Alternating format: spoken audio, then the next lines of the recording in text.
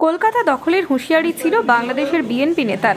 ওনার বয়স হয়েছে, তার মানসিক চিকিৎসা করানো প্রয়োজন বলে মনে করেন ফুরফুরা শরীফের পীরজাদা তোয়াহা সিদ্দিকী। 4 দিন কেন, 400 বছর সময় দিলেও বাংলাদেশ কলকাতা দখল করতে পারবে না।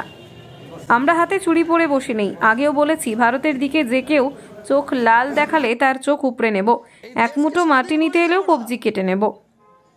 বাংলাদেশের সেই মানুষদের বলবো, বাংলাদেশের মানুষের রুটি রুজির ব্যবস্থা কিভাবে করা যায় সেদিকে লক্ষ্য রাখুন। বাংলাদেশে কিভাবে শান্তি ফিরে আসবে, হিন্দু মুসলমান তারা কিভাবে একসঙ্গে মিলেমিশে থাকবে সেদিকে খেয়াল রাখুন। উত্তেজিত করে বাজার গরম করে কোনো লাভ হবে না। যখন যুদ্ধ লাগবে তখন এইসব লোককে আর খুঁজে পাওয়া যাবে না। বাংলাদেশের প্রাক্তন মেজর বিএনপি নেতা হাফিজ উদ্দিন আহমেদ সেনাবাহিনী তৈরির কথা বলেছে ভারতের বিরুদ্ধে লড়তে। সেই প্রসঙ্গে তোহা সিদ্দিকী বলেন, আমি অনুরোধ করব এইসব ফুফু আওয়াজ মারা বন্ধ করুন। বাংলাদেশের মানুষ কিভাবে রুজি রুটি পাবে সেদিকে নজর দিন। বাংলাদেশের কিছু রাজনৈতিক নেতা ফুকু আওয়াজ দিয়ে বাংলাদেশের মানুষকে উত্তেজিত করছে বলে মনে করি। যদি ওরা মনে করে প্রশিক্ষণ দিয়ে সবাইকে মিলিটারি করবে, তাহলে আমরা এখানে বিনা প্রশিক্ষণে প্রস্তুত আছি। এতে সাধারণ মানুষকে শুধুমাত্র উত্তেজিত করা হচ্ছে। সংখ্যালঘুর সংখ্যাগুরু মানুষ কিভাবে শান্তিতে থাকবে, তাদের ধর্ম পালন করবেন সেদিকে লক্ষ্য রাখা উচিত। আমাদের ভারতবর্ষের দিকে তাকাতে হবে না। সেদিকে তাকাতে গেলে 1000 বার নয়, লক্ষ বার ভাবতে হবে। প্রাক্তন সেনাবাহিনী মেজর বলেছিলেন যে 4 দিন সময় নেবো, কলকাতা দখল করে নেবো। 4 দিন পার হয়ে গেছে। আপনি বলেছিলেন এক মুঠো মাটি নিতে এলে হাত কেটে নেবো, কী বলবেন? ব্যাপারটা হচ্ছে যে বাংলাদেশের সেনাপ্রধান বলেছে, প্রাক্তন সেনাপ্রধান, ওনার বয়স হয়ে গেছে, উনি ভুল বকছে। উনি বাংলাদেশকে আমাদের কলকাতাকে 4 দিনের মধ্যে দখল করে নেবে বলে বলেছে, দখল করে নেবে। এই পাগলার একটা জাত আছে, পাগলামোর একটা জাত আছে। ও পাগলামোর কোনো জাত নেই বলে মনে করি। 4 দিনের মধ্যে কলকাতাকে দখল করে নেবে, আর আমরা কলকাতার মানুষ হিজড়ের মতন বসে থাকবো। কলকাতা দখল করা তো দূরের কথা, ভারতবর্ষের এক মুঠো মাটি কোনো দেশ যদি দখল করতে আসে, তার হাতের কবজি কেটে নেবো আমরা ভারতবাসী। এই দেশকে আমরা এই দেশ গড়েছি ব্রিটিশ সরকারকে তাড়িয়ে।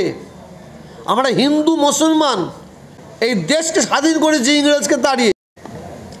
এই দেশকে স্বাধীন করেছি আমরা হিন্দু মুসলমান লিটার আমরা রক্ত দিয়ে আমরা ইংরেজকে তাড়িয়েছি। আর উনি বলছে 4 দিনের মধ্যে কলকাতাকে দখল করে নেবে। উনি যখন বলছেন, ওনাকে যদি বাংলাদেশের কোনো মানুষ যদি মেন্টাল হসপিটালে যদি ভর্তি করতে না পারে, তাহলে আমাদের এখানে দিয়ে দিক, আমরা মেন্টাল হসপিটালে ভর্তি করতে আবার সুস্থ করে বাংলাদেশে ফিরিয়ে দেবো।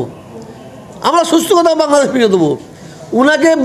ওনাকে জানিয়ে দিই, 4 দিন নয়, ওনাকে 400 বছর টাইম দিলাম, 400 বছর টাইম দিলাম। আসল বয়স হয়ে গেছে, ভুল বকছে। আমার ভারতবর্ষের কিছু মানুষ এরকম ভুল বকছে, আর বাংলাদেশের কিছু মানুষ ভুল বকছে। যখন কোনো সময় যুদ্ধ লাগবে, খাটের তলায় শুয়ে থাকবে, খাটের তলায় পড়ে থাকবে। ওরা বড় বড় আওয়াজ দিচ্ছে। এই আওয়াজ দিয়ে দেশের মানুষকে উত্তেজিত করা ছাড়া আর কিছু বলে মনে করি নি। বাংলাদেশের খালেদা জিয়া সরকারের দলের একজন নেতা বলেছেন যে বাংলাদেশ ইন্ডিয়ার বিরুদ্ধে লড়াই করার জন্য বাংলাদেশে বসবাসকারী মানুষজনদের সেনাবাহিনীতে প্রশিক্ষণ দিয়ে তাদের সেনা তৈরি করবে। আমি বাংলাদেশের সুসম্পন্ন ব্যক্তিদের, শিক্ষিত জ্ঞানীগুণী ব্যক্তিদের আমি অনুরোধ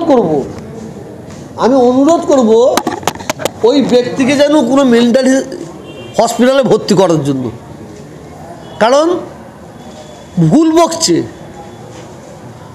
উনি ভুল বকছে। বাংলাদেশের মানুষ কিভাবে খেতে পাবে, কিভাবে সুন্দরভাবে বসবাস করতে পারবে, এই দিকে খেয়াল রাখার জন্য আমি ওনাকে বলবো, এই নেতাকে বলবো। কারণ আমাদের ভারতবর্ষ কিছু নেতা আছে, বাংলাদেশেও কিছু নেতা আছে, অনেক দেশে এই ধরনের নেতা আছে। এরা শুধু ফুঁকো আওয়াজ দেয়, এদের আওয়াজ দেওয়া কাজ। যখন কোনো সময় কোনো দেশের সঙ্গে যুদ্ধ লাগে, আমি দোয়া চাইবো কোনো জায়গায় যুদ্ধ না লাগে। দেখবেন এই সব মালগুলো এরা খাটের তলায় ঢুকে যাবে। বাংলাদেশের মানুষকে প্রত্যেককে সেনা তৈরি করবে, মিলিটারি তৈরি করবে। আর আমাদের ভারতবর্ষের, আমরা যেন ভারতবর্ষের মানুষ, আমরা কাপুরুষ, আমরা যেন হিজড়ে, আমরা যেন মুখে লজেন্স দিয়ে বসে থাকবো। এটা একটা বাচ্চা ছেলেদের কাজ বলে, কথা বলে মনে করি। ওনাকে এখনও কেন মেন্টাল স্কুলে, এই হসপিটালে ভর্তি করা হচ্ছে না, এটা আমি ভাবছি। ঋতুপর্ণা কোলের রিপোর্ট, বেঙ্গল আনলিমিটেড। রয়েছে আরও খবর, আর এই খবরের আপডেট পেতে আপনারা সাবস্ক্রাইব করুন এই চ্যানেলটি।